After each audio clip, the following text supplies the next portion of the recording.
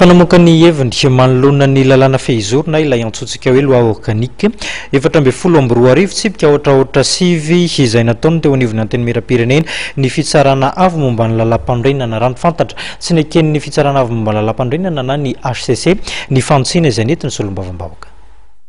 Tsy manaraka ny lalam-pandrenana ny lalàna fehizoro 7 tsipika aotraotra sivy no volavolain'ny solombavambahoaka izay manitsy ny diditsy volana laharana 7 tsipika aotraotra ray mikasika amin'ny fitantanana ny antenimieram-pirenena.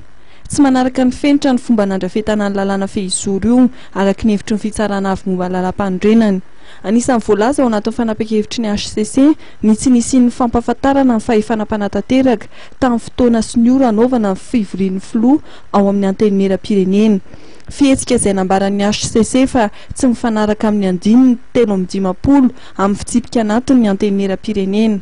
Anisan'ny nambaran'ny HCC ihany koa fa tsy voaza ny fehim-potoana fametrahana ny fantsiana ny diditsy volana laharana 7 tsipika aotraotra ray. Tsy azo ampiarina arak'izany ny fantsiana nentin'ny solombavambahoaka ary ny diditsy volana laharana 7 tsipika aotraotra ray no manan-kery.